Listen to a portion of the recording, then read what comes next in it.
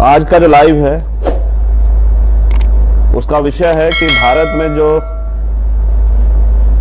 एक वर्ग के खिलाफ जबरन साजिशन एक माहौल बनाया जा रहा है। उनका शोषण जबरन किया जा रहा है और कई जगह पे तो देखा गया है कि उनको भड़काने का प्रयास किया जा रहा है। ये कोई ऐसी घटना नहीं जो सकता घट गई। मेरा ऐसा मानना है कि ये आरएसएस और बीजेपी के लोगों की सोचे समझे चाल, जिसके जरिए वो देश में सांप्रदायिकता और हिंसा और दंगे को बढ़ावा देना चाहते हैं। इस देश में गृह युद्ध कराना चाहते हैं और देश के माहौल को खराब करना चाहते हैं। और हमेशा से आरएसएस के लोगों की ये सोच रही है कि इस देश में किसी भी तरह से भाईचारा ना बने। साथियों, मैं इंतजार कर रहा था कि भाई पूरे देश में हमारे मुस्लिम भाइयों ने जिन लोगों को नेता स्वीकार किया, बिना मांगे जिन लोगों को वोट दी, चाहे वो दिल्ली हो, चाहे वो बिहार हो, चाहे वो उत्तर प्रदेश हो, चाहे वो उत्तराखंड हो, अभी 5 राज्यों के चुनाव भी खत्म हुए हैं, चाहे वो पंजाब हो, जिनको जिस भी पार्टी को, संगठन को उन्होंने वोट दी, क्या वो लोग बोलेंगे? क्या वो लोग आज अन्याय को देख के, जुल्म जाति को देख के उनके साथ खड़े होने का काम करेंगे? लेकिन क्योंकि मेरा आपका वोट का रिश्ता नहीं है, जब हम बहुजन की बात करते हैं तो इस देश के SC, ST, OBC और माइनॉरिटी की बात करते हैं। और इस देश की माइनॉरिटी का बड़ा परिवार, जिसको मुस्लिम कहते हैं, वो आज शोषण का शिकार। और नेताओं को लगता है, मुझे कहने में कोई बुराई, नेताओं को लगता है जैसे आज वही हालात है जो CAA, NPR, NRC के समय थे। कौन खड़ा होगा पहले? कौन खड़ा होगा जिसके ऊपर आरोप लगाए जाएंगे? कोई खड़ा हो जाएगा, उसके पीछे हम भी चुपचाप बोल जाएंगे। लेकिन मेरी आदत ही नहीं है, मैं वोटों का नफा नुकसान नहीं देखता हूँ। लेकिन अगर कहीं अन्याय हो रहा है और आपका समर्थन करते हैं या उसके खिलाफ चुप हो जाते हैं तो आप अन्याय को बढ़ावा देते हो। ये हम होने नहीं देंगे। अगर इस देश के आरएसएस और भारतीय जनता पार्टी को ये लगता है कि वो अन्याय करेंगे और हम चुपचाप बैठकर देखेंगे, तो ऐसा नहीं चलेगा। जो मैंने पिछले कुछ दिनों में देखा, चाहे वो करौली राजस्थान में हुआ, और मैं ये भी बता दूं कि आरएसएस के लोग हर पार्टी में, इसलिए वो उनके एजेंडे को लागू करवाने के लिए दूसरे दलों के जरिए भी काम कराते हैं। तो चाहे वो उसकी शुरुआत भले ही करौली राजस्थान से हुई,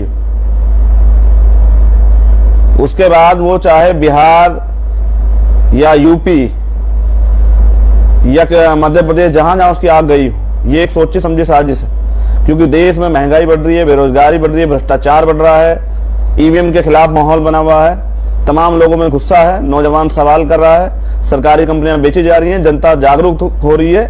बीजेपी आरएसएस के लोग साजिशन हम लोगों को दंगों में और धर्म संप्रदाय की लड़ाई में झोंक देना चाहते हैं। आप ये भी नोटिस कीजिएगा, क्या बीजेपी के किसी बड़े नेता का बेटा भी यात्राओं में शामिल हो रहा है, या बस वही दलित, पिछड़े और स्वर्ण जाति के भी वो लोग जो लोग मेहनत मजदूरी करते हैं, उन्हीं को इस आंधी में झोंका जा रहा है? ये जो किया जा रहा है ये सब एक सोची समझी साजिश है। और नेताओं को लगता है कि अगर वो इस वर्ग की बात उठाएंगे तो उनका दूसरा वोट सरक जाएगा। और मैं समझता हूँ वोट सरके या वोट रहे, लेकिन अगर अन्याय को आप देख रहे हैं और चुप हैं तो आप मानवता के विरोधी हैं। और हम मानवता के विरोधी नहीं, हमारे गुरुओं, संतों, महापुरुषों ने हमें मानवतावादी बना है। मैं ये भी नहीं कह रहा हूं कि अगर कोई दूसरा वर्ग भी अगर अन्याय कर रहा है, गलत कर रहा है, संविधान का हनन कर रहा है, तो उसके खिलाफ भी कार्रवाई हो, कोई हो, चाहे किसी जाति, मजहब, धर्म का व्यक्ति हो। लेकिन अगर साजिशन किसी एक समाज को प्रताड़ित करने का काम किया जाएगा, उसके खिलाफ माहौल बनाने का काम किया जाएगा, उसके खिलाफ तमाम तरह के षड्यंत्र होंगे, तो अगर सरकार को लगता है कि सब चुप रहेंगे तो सब चुप रहे। चंद्रशेखर आजाद चुप नहीं रहेगा। मैं फिर आज वादा करता हूं, जैसे CAA, NPR, NRC में चाहे मुझे जेल भी जाना पड़ा था, चाहे लाठियां भी खानी पड़ी थी, अगर मुझे दोबारा से इस माहौल को सुधारने के लिए और भाईचारा बनाने के लिए दोबारा से भी इस लड़ाई में जेल जाना पड़ा तो मैं जेल जाऊंगा। लेकिन ये जो अन्याय हो रहा है इस पर मैं चुप नहीं रहूंगा। मैंने जो सीतापुर में देखा, उत्तर प्रदेश में कहते हैं राम राज्य और बुलडोजर चल जाता है, लेकिन मैंने वहीं एक संत के कपड़े पहने एक व्यक्ति को जाहिलों से भी बुरी, जानवरों से बुरी बात करते देखा। हमारे महापुरुषों ने, हमारी माँ ने, हमारे परिवार ने हमें महिलाओं का सम्मान करना सिखाया, लेकिन वो एक जाहिल व्यक्ति एक बेवकूफ व्यक्ति इस तरह की बातें कर रहा था, एक विशेष धर्म, मुझे कहते भी तकलीफ हो रही है, उस समाज की उस धर्म की उस महिलाओं को वो जिस तरह की टिप्पणी कर रहा था, मैं कहता हूँ ये टिप्पणी तो किसी भी, चाहे वो कोई धर्म हो, चाहे वो जैन हो, सिख हो, मुस्लिम हो, पारसी हो, यहूदी हो, कोई हो, चाहे दुनिया का कोई धर्म हो, चाहे वो हिंदू हो, कोई हो, चाहे अगर उसकी बहन बेटियों के बारे में, उस धर्म की या किसी भी धर्म की बहन बेटी महिलाओं के बारे में बात कही जाती है और हम इस पे बैठ के तालियां बजाते हैं या सुनते हैं और चुप भी थाम के अपना मुंह इधर कर लेते हैं, तो ये हम उस गुलामी को, जो भविष्य में आने वाली गुलामी, उसको हम स्वीकार कर रहे हैं। बीजेपी का एक ही मकसद है कि लोग उसके खिलाफ जागरूक ना हो। जिस तरह का उनके खिलाफ माहौल बना हुआ है और वो लोग इस समय कटघरे में हैं, चाहे वो ईवीएम को लेके हों, चाहे वो महंगाई को लेके हों, भ्रष्टाचार को लेके हों, बेरोजगारी को लेके हों, जिस तरह से कर्ज बढ़ रहा है, अभी डाटा जा रहा है 128 करोड़ का कर्ज। उसके अलावा इस तरह किसानों की आमदनी खत्म होगी, आम आदमी की आमदनी खत्म होगी, लगातार महंगाई के दाम बढ़ रहे हैं, स्कूल के बच्चों की फीस बढ़ रही है, किताबों के रेट बढ़ रहे हैं, खाने पीने की चीजों के रेट बढ़ रहे हैं, पेट्रोल डीजल के दाम में आग लगी हुई है, बिजली के दाम बढ़ रहे हैं। उस तरह से जिस तरह जनता में आक्रोश है, किसी तरह से धर्म का नशा, धर्म की चटनी चटा के और वो जो जागरूक लोग हो रहे हैं उनको सिर्फ धर्म की आंधी में झोंक के और अपनी सत्ता चला ली जाए, ये बीजेपी के लोग सोच रहे हैं और वो काफी हद तक सफल भी हो रहे हैं, क्योंकि नेताओं ने चुप्पी थाम ली है।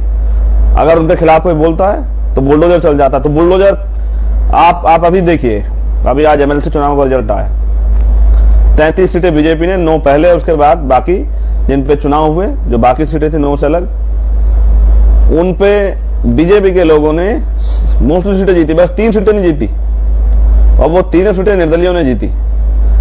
जहां बीजेपी के सामने विपक्ष के लोग नहीं टिपकाए, वहां निर्दलीय, वो निर्दलीय भी देखिए कि वो मुख्यमंत्री की जाति के लोग इसलिए जीते हैं। आप तीनों निर्दलियों को देख लीजिए, तीनों निर्दलीय, एक बीजेपी के बागी हैं, एक और दूसरे हैं और एक और तीसरे हैं। वो तीनों मुख्यमंत्री की जाति के लोग हैं, इसलिए उनके ऊपर विशेष कर पाया, वो जीते हैं। बाकी वरना हमने और लोगों को चुनाव लड़ते देखा, कितनी गाड़ियां चेक होती थी, कितनी परेशानी खड़ी जाती। ये जो सत्ता, पैसे से सत्ता और सत्ते से पैसे का निर्माण करके ये जो आम आदमी को झूठन राशन दे के जो है सत्ता में बने रहने का जो ख्वाब बीजेपी के लोग देख रहे हैं, और विपक्ष की, मैंने कई बार कहा कि हमें दूसरों को कोसने से ज्यादा दूसरों को के ऊपर देखना, अपने ऊपर देखना चाहिए। विपक्ष के लोग, सब लोग बनना चाहते हैं मुख्यमंत्री, प्रधानमंत्री, इसलिए बीजेपी वापस आई। कोई किसी का हिस्सा नहीं देना चाहता, और हिस्सा छोड़िए कोई किसी को सम्मान भी नहीं देना चाहता। इसका खामियाजा उत्तर प्रदेश को भुगतना पड़ा, और मैंने तो प्रयास किए थे बहुत सारे, लेकिन मैं आज इस लाइव के माध्यम से, क्योंकि मेन स्ट्रीम मीडिया तो हमारा नहीं है, हमारा मीडिया तो यही, बाद में हमारे बहुजन यूट्यूबर जो हैं, बहुजन साथी जो हैं, वो अपने चैनल्स के माध्यम से इसको चलाएंगे। मैं धन्यवाद देता हूं सभी बहुजन यूट्यूबर्स का कि वो कम से कम हमारी आवाज को दिखाते तो रहते हैं। बाकी कोसने के लिए तो लोग हमें ये आसानी से कह देते हैं कि भाई उनको तो मेन स्ट्रीम मीडिया बहुत दिखाता है। मेन स्ट्रीम मीडिया हमें तब दिखाता है जब उसको हमारी जरूरत होती है, जो चीज उसको दिखानी होती है। लेकिन मैं बहुजन मीडिया का धन्यवाद करता हूँ, धन्यवाद करता हूँ सोशल मीडिया की, इसके जरिए पूरे देश में मैं स्पेशली बहुजन समाज के लोगों से कहना चाहता हूँ कि आजादी के इतने दिन बाद भी आपका वास्तविक मुद्दा दब जाए, जनगणना जिसकी आप मांग कर रहे थे, क्लोजियम सिस्टम जिसके खिलाफ आप लड़ना चाहते हैं, जिसके जहां आप दरवाजे अपने खोलना चाहते हैं कि हम भी वहां चले जाएं, ईवीएम जिसको आप हटाना चाहते हैं, ये जो तमाम जो महंगाई, बेरोजगारी, जो बड़े मुद्दे हैं, इन पे पर्दा गिर जाए, इसलिए बीजेपी ने ये खेल रचा है। और बीजेपी इसमें सफल हो रही है, क्योंकि हम उस खेल में बैठ के तमाशा देख रहे हैं। बीजेपी खेल रही है और जो एक समाज है उसको प्रताड़ित किया जा रहा है। ये बीजेपी के लोगों का खेल, और हम सिर्फ तमाशबीन बने हुए नहीं। अब ये तमाशा नहीं चलेगा। पहली बात तो इस लाइव को शासन प्रशासन के लोग भी सुनेंगे, अधिकारी कर्मचारी भी। उस बाबा की गिरफ्तारी होनी चाहिए जिसने इस तरह के शब्द जो हैं भारत की बेटियों के, महिलाओं के बारे में कहे थे, जो मैं अपने मुख से बयान भी नहीं कर सकता। वो जो शब्द उस व्यक्ति ने किए थे, उस बाबा की गिरफ्तारी कब होगी, मुख्यमंत्री जवाब दें। उत्तर प्रदेश के कानून व्यवस्था संभालने वाले मुख्यमंत्री बताएं कि एक समाज की बहन बेटियों को, देश की बहन बेटियों के बारे में ऐसी घटिया बात करने वाला व्यक्ति कब गिरफ्तार होगा।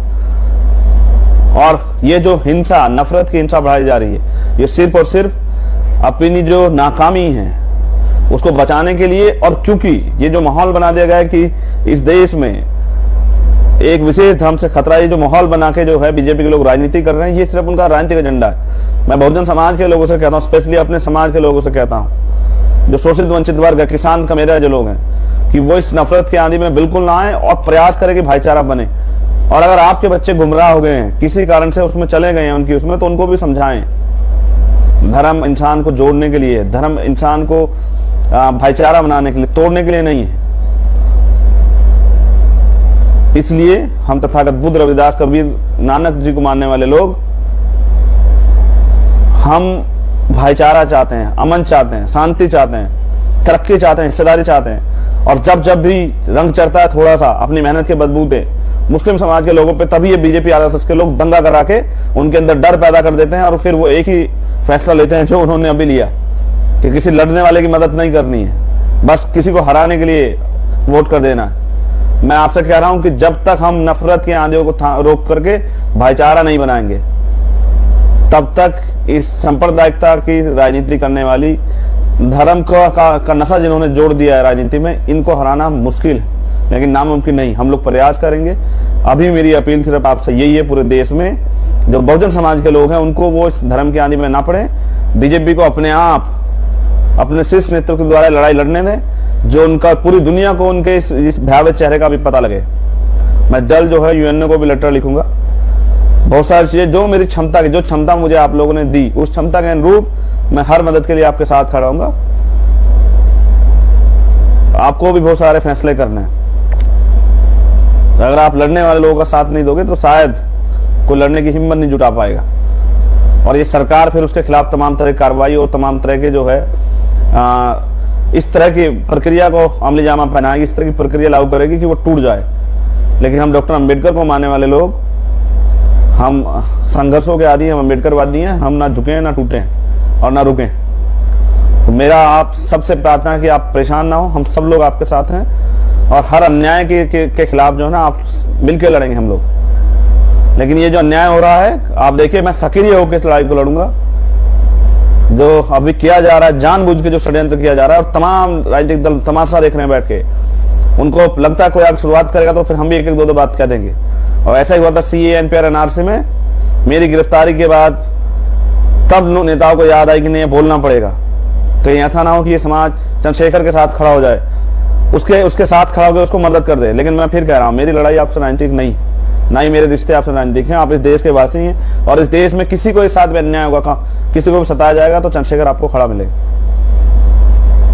मैं तमाम सरकारों से, चाहे वो किसी प्रदेश में कोई भी सरकार हो, मैं उन सबसे कहना चाहता हूँ, इस अपनी अपनी जगह नफरत की आंधी को रोकिए। और अगर आप नहीं रोक सकते हैं तो फिर ये कुर्सियां खाली कीजिए।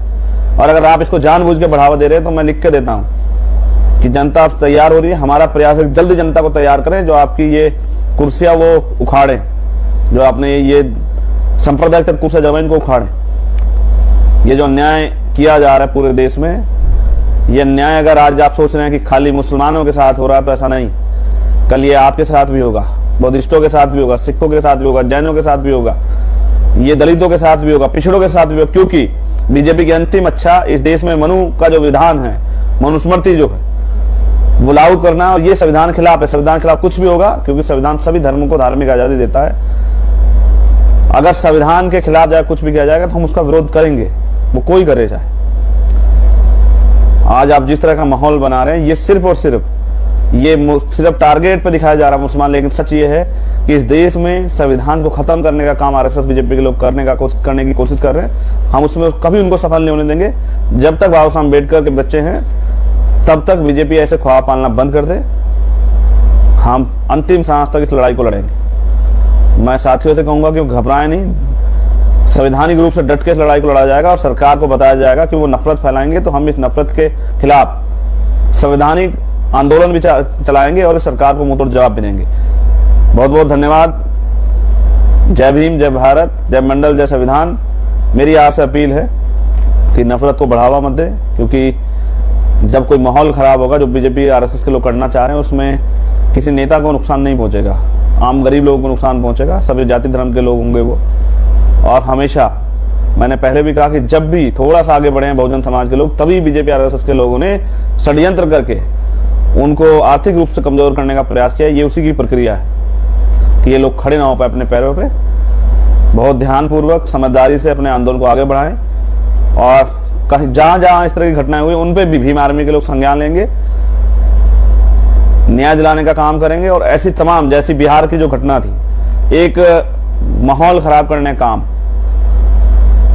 अगर ये कोई और भी करता दूसरे धर्मस्थल के साथ तो भी मेरा बयान नहीं होता, लेकिन मैं कह रहा हूं कि ये जो करने का प्रयास किया जा रहा है ये गलत, ये अन्याय बर्दाश्त नहीं किया जाएगा। मैं पूरे देश की आजाद समाज पार्टी भीम आर्मी के लोगों से कहना चाहता हूं कि जहां भी अन्याय हो रहा है इसके खिलाफ तुरंत एक्शन लें, कार्रवाई करवाएं, मुकदमे दर्ज करवाएं और ऐसे लोगों को अरेस्ट करवा के जेल भिजवाने का काम कराएं जो सांप्रदायिकता का माहौल बना रहे हैं या बिगाड़ने का प्रयास कर रहे हैं। सब लोगों पर नजर रखें। बहुत बहुत धन्यवाद। ये एक सोची समझी साजिश है, क्योंकि देश में महंगाई बढ़ रही है, बेरोजगारी बढ़ रही है, भ्रष्टाचार बढ़ रहा है, ईवीएम के खिलाफ माहौल बना हुआ है, तमाम लोगों में गुस्सा है, नौजवान सवाल कर रहा है, सरकारी कंपनियां बेची जा रही हैं, जनता जागरूक हो रही है। बीजेपी आरएसएस के लोग साजिशन हम लोगों को दंगों में और धर्म संप्रदाय की लड़ाई में झोंक देना चाहते हैं। आप ये भी नोटिस कीजिएगा, क्या बीजेपी के किसी बड़े नेता का बेटा भी इन यात्राओं में शामिल हो रहा है? साजिशन किसी एक समाज को प्रताड़ित करने का काम किया जाएगा, उसके खिलाफ माहौल बनाने का काम किया जाएगा, उसके खिलाफ तमाम तरह के षड्यंत्र होंगे। तो अगर सरकार को लगता है कि सब चुप रहेंगे तो सब चुप रहे, चंद्रशेखर आजाद चुप नहीं रहेगा। दोबारा से इस माहौल को सुधारने के लिए और भाईचारा बनाने के लिए दोबारा से भी इस लड़ाई में जेल जाना पड़ा तो मैं जेल जाऊंगा। उत्तर प्रदेश में कहते हैं राम राज्य और बुलडोजर चल जाता है, लेकिन मैंने वहीं एक संत के कपड़े पहने एक व्यक्ति को जाहिलों से भी बुरी, जानवरों से बुरी बात करते देखा। किसी तरह से धर्म का नशा, धर्म की चटनी चटा के और वो जो जागरूक लोग हो रहे हैं उनको सिर्फ धर्म की आंधी में झोंक के और अपनी सत्ता चला ली जाए, ये बीजेपी के लोग सोच रहे हैं। ईवीएम जिसको आप हटाना चाहते हैं, ये जो तमाम जो महंगाई, बेरोजगारी, जो बड़े मुद्दे, इन पे पर्दा गिर जाए, इसलिए बीजेपी ने ये खेल रचा है और बीजेपी इसमें सफल हो रही है, क्योंकि हम उस खेल में बैठ के तमाशा देख रहे हैं। मैं अपने मुख से बयान भी नहीं कर सकता। वो जो शब्द उस व्यक्ति ने कहे थे, उस बाबा की गिरफ्तारी कब होगी, मुख्यमंत्री जवाब दें। उत्तर प्रदेश के कानून व्यवस्था संभालने वाले मुख्यमंत्री बताएं कि एक समाज की बहन बेटियों को, देश की बहन बेटियों के बारे में ऐसी घटिया बात करने वाला व्यक्ति कब गिरफ्तार होगा। कल ये आपके साथ भी होगा, बुद्धिस्टों के साथ भी होगा, सिखों के साथ भी होगा, जैनों के साथ भी होगा, ये दलितों के साथ भी होगा, पिछड़ों के साथ भी होगा, क्योंकि बीजेपी की अंतिम इच्छा इस देश में मनु का जो विधान है, मनुस्मृति जो है वो लागू करना, और ये संविधान के खिलाफ है। संविधान के खिलाफ कुछ भी होगा, क्योंकि संविधान सभी धर्म को धार्मिक आजादी देता है। अगर संविधान के खिलाफ जाकर कुछ भी किया जाएगा तो हम उसका विरोध करेंगे। जब तक बाबा साहब अम्बेडकर के बच्चे हैं तब तक बीजेपी ऐसे ख्वाब पालना बंद कर दे।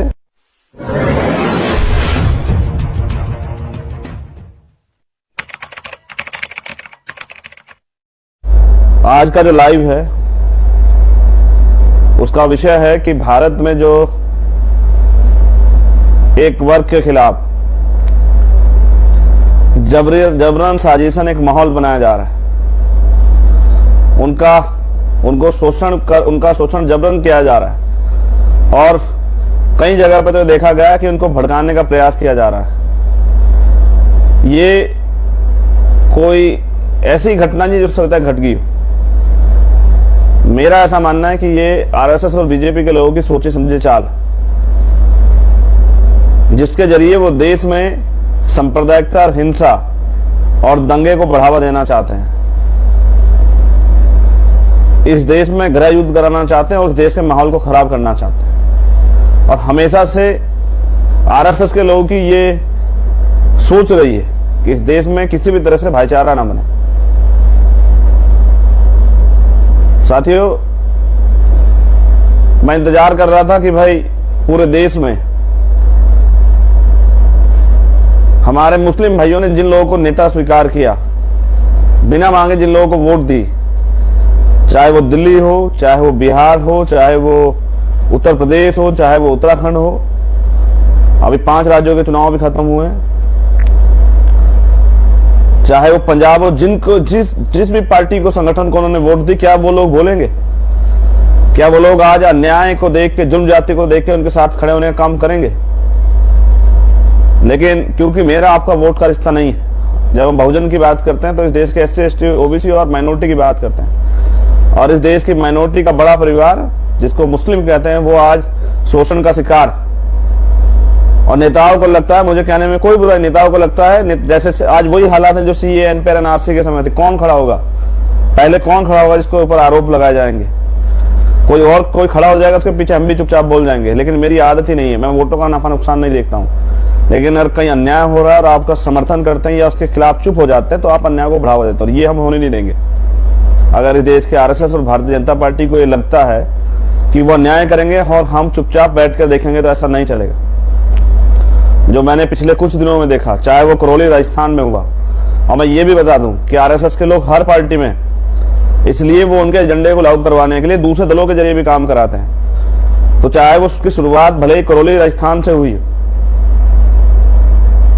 उसके बाद वो चाहे बिहार या यूपी या मध्य प्रदेश, जहां जहां उसकी आग गई हो, ये एक सोची समझी साजिश है। क्योंकि देश में महंगाई बढ़ रही है, बेरोजगारी बढ़ रही है, भ्रष्टाचार बढ़ रहा है, ईवीएम के खिलाफ माहौल बना हुआ है, तमाम लोगों में गुस्सा है, नौजवान सवाल कर रहा है, सरकारी कंपनियां बेची जा रही हैं, जनता जागरूक हो रही है।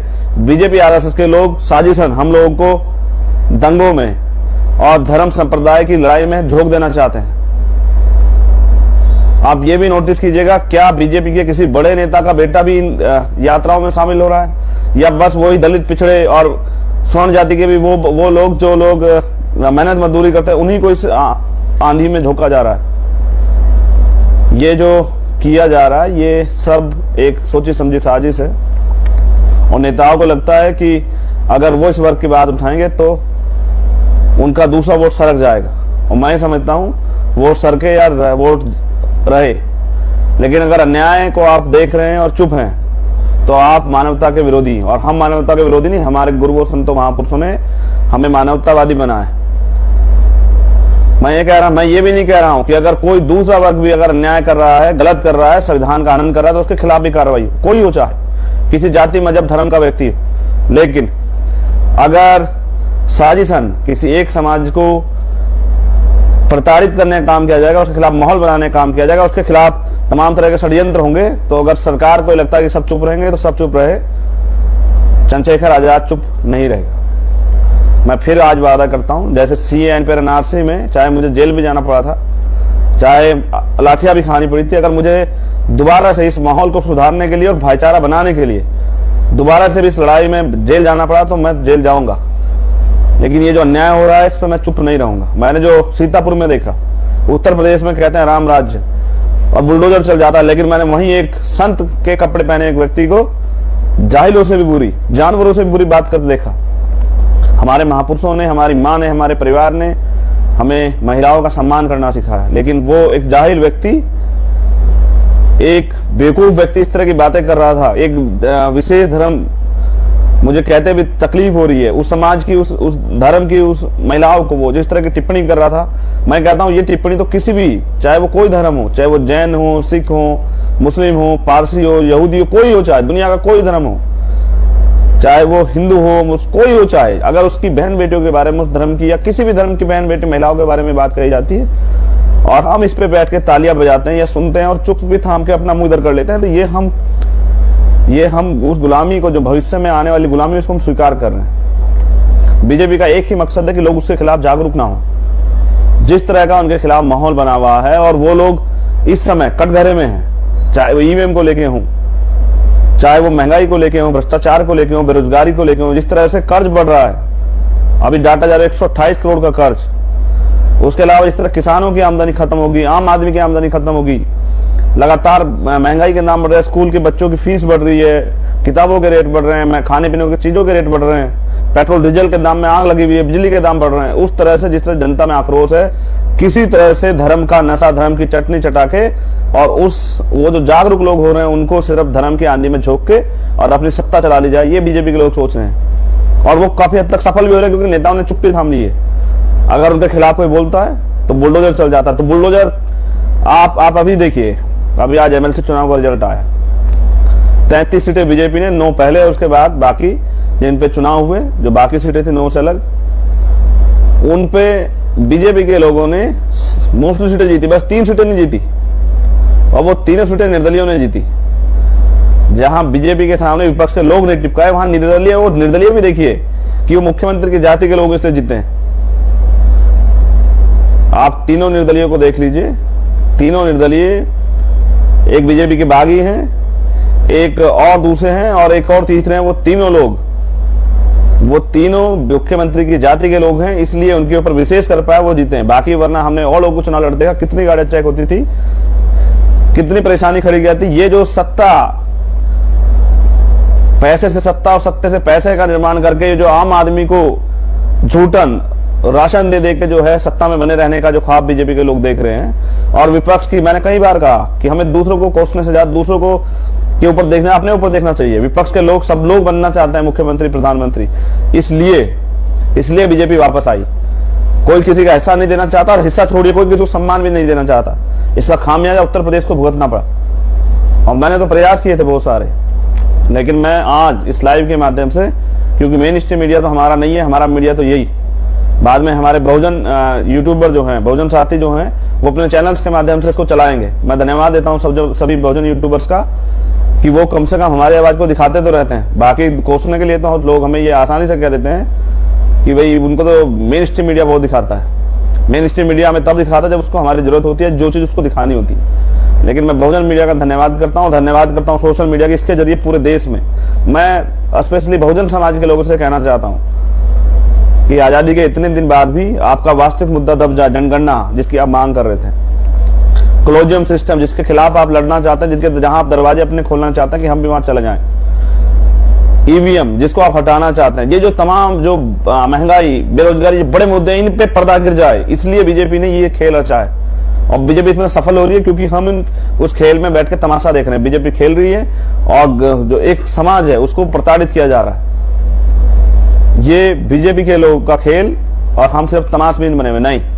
अब ये तमाशा नहीं चलेगा। पहली बात तो इस लाइव को शासन प्रशासन के लोग भी सुनेंगे, अधिकारी कर्मचारी भी। उस बाबा की गिरफ्तारी होनी चाहिए जिसने इस तरह के सब जो हैं भारत की बेटियों के, महिलाओं के बारे में कहे थे, जो मैं अपने मुख से बयान भी नहीं कर सकता। वो जो शब्द उस व्यक्ति ने किए थे, उस बाबा की गिरफ्तारी कब होगी, मुख्यमंत्री जवाब दें। उत्तर प्रदेश के कानून व्यवस्था संभालने वाले मुख्यमंत्री बताएं कि एक समाज की बहन बेटियों को, देश की बहन बेटियों के बारे में ऐसी घटिया बात करने वाला व्यक्ति कब गिरफ्तार होगा।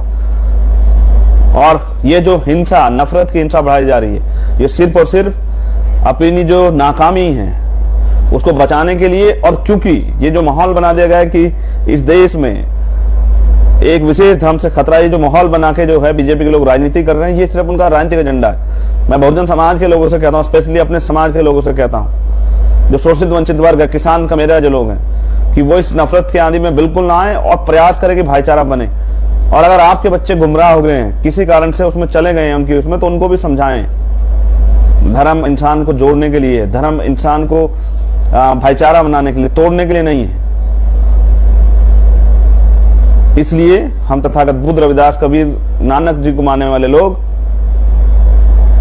हम भाईचारा चाहते हैं, अमन चाहते हैं, शांति चाहते हैं, तरक्की चाहते हैं, हिस्सेदारी चाहते हैं। और जब भी रंग चढ़ता है थोड़ा सा अपनी मेहनत के बदबूते मुस्लिम समाज के लोगों पे, तभी ये बीजेपी आरएसएस के लोग दंगा करा के उनके अंदर डर पैदा कर देते हैं, और फिर वो एक ही फैसला लेते हैं जो उन्होंने अभी लिया कि किसी लड़ने वाले की मदद नहीं करनी है, बस किसी को हराने के लिए वोट कर देना है। मैं आपसे कह रहा हूं कि जब तक हम नफरत की आंधियों को रोक करके भाईचारा नहीं बनाएंगे, तब तक इस सांप्रदायिकता की राजनीति करने वाली, धर्म का नशा जिन्होंने जोड़ दिया है राजनीति में, इनको हराना मुश्किल है, लेकिन नामुमकिन नहीं। हम लोग प्रयास करेंगे। अभी मेरी अपील सिर्फ आपसे यही है, पूरे देश में जो बहुजन समाज के लोग हैं उनको वो धर्म की आंधी में ना पड़े। बीजेपी को अपने आप, अपने शीर्ष नेतृत्व के द्वारा लड़ाई लड़ने दें, जो उनका पूरी दुनिया को उनके इस भयावह चेहरे का भी पता लगे। मैं जल्द जो है यूएनओ को भी लेटर लिखूंगा। बहुत सारी चीजें जो मेरी क्षमता की, जो क्षमता मुझे आप लोगों ने दी, उस क्षमता के अनुरूप मैं हर मदद के लिए आपके साथ खड़ा रहूंगा। आपको भी बहुत सारे फैसले करने हैं। अगर आप लड़ने वाले लोगों का साथ नहीं दोगे तो शायद कोई लड़ने की हिम्मत नहीं जुटा पाएगा, और ये सरकार फिर उसके खिलाफ तमाम तरह की कार्रवाई और तमाम तरह के जो है इस तरह की प्रक्रिया को अमली जामा पहनाएगी, इस तरह की प्रक्रिया लागू करेगी कि वो टूट जाए। लेकिन हम डॉक्टर अम्बेडकर को मानने वाले लोग, हम संघर्षों के आदि हैं, हम अम्बेडकरवादी हैं, हम ना झुके ना टूटे और ना रुके। तो मेरा आप सबसे प्रार्थना कि आप परेशान ना हो, हम सब लोग आपके साथ हैं, और हर अन्याय के खिलाफ जो है ना आप मिलकर लड़ेंगे हम लोग। लेकिन ये जो अन्याय हो रहा है, आप देखिए, मैं सक्रिय होकर इस लड़ाई को लड़ूंगा। जो अभी किया जा रहा है, जानबूझ के जो षड्यंत्र किया जा रहा है, और तमाम राजनीतिक दल तमाशा देख रहे हैं बैठ के, उनको लगता है कोई आग शुरुआत करेगा तो फिर हम भी एक दो बात कह देंगे। और ऐसा ही हुआ था सीए, एनपीआर, एनआरसी में मेरी गिरफ्तारी के बाद, तब नेताओं को याद आई कि नहीं, बोलना पड़ेगा। कहीं ऐसा ना हो कि ये समाज चंद्रशेखर के साथ खड़ा हो जाए, उसके साथ खड़ा होकर उसको मदद कर दे। लेकिन मैं फिर कह रहा हूँ, मेरी लड़ाई आपसे राजनीतिक नहीं, ना ही मेरे रिश्ते आपसे राजनीतिक हैं। आप इस देश के वासी हैं और इस देश में किसी को साथ में अन्याय होगा, किसी को भी सताया जाएगा तो चंद्रशेखर आपको खड़ा मिलेगा। मैं तमाम सरकारों से, चाहे वो किसी प्रदेश में कोई भी सरकार, मैं सबसे कहना चाहता हूँ, इस अपनी अपनी जगह नफरत की आंधी को रोकिए। और अगर आप नहीं रोक सकते तो फिर ये कुर्सियां खाली कीजिए। और अगर आप इसको जानबूझ के बढ़ावा दे रहे हैं तो मैं लिख के देता हूँ कि जनता तैयार हो रही है। हमारा प्रयास है जल्दी जनता को तैयार करें, जो आपकी ये कुर्सियां वो उखाड़े, जो आपने ये सांप्रदायिक तक कुर्सियां जमीन को उखाड़े।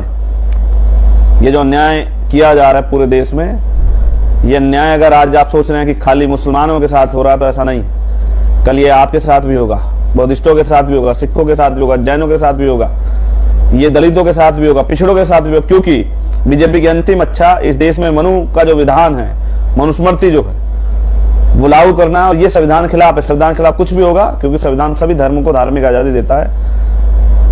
अगर संविधान के खिलाफ जाए कुछ भी किया जाएगा तो हम उसका विरोध करेंगे, वो कोई करे चाहे। आज आप जिस तरह का माहौल बना रहे हैं, ये सिर्फ और सिर्फ सिर्फ टारगेट पे दिखाया जा रहा है मुसलमान। लेकिन सच ये है कि इस देश में संविधान को खत्म करने का काम आरएसएस बीजेपी के लोग करने की कोशिश कर रहे हैं। हम उसमें कभी उनको सफल नहीं होने देंगे।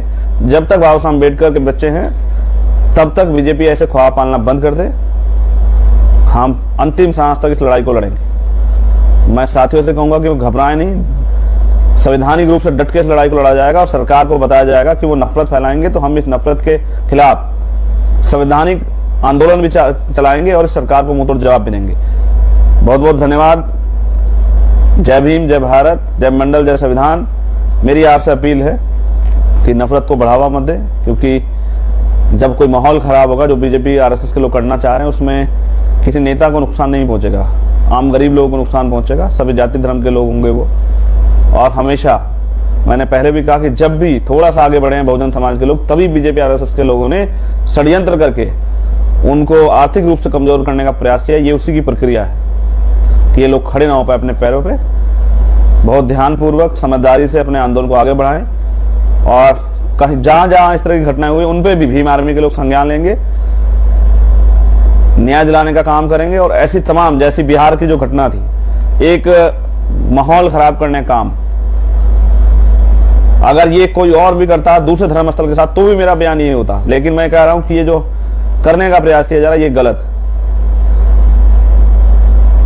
ये अन्याय बर्दाश्त नहीं किया जाएगा। मैं पूरे देश की आजाद समाज पार्टी भीम आर्मी के लोगों से कहना चाहता हूं कि जहां भी अन्याय हो रहा है इसके खिलाफ तुरंत एक्शन लें, कार्रवाई करवाएं, मुकदमे दर्ज करवाएं और ऐसे लोगों को अरेस्ट करवा के जेल भिजवाने का काम कराएं जो सांप्रदायिकता का माहौल बना रहे हैं या बिगाड़ने का प्रयास कर रहे हैं। सब लोगों पर नजर रखें। बहुत बहुत धन्यवाद।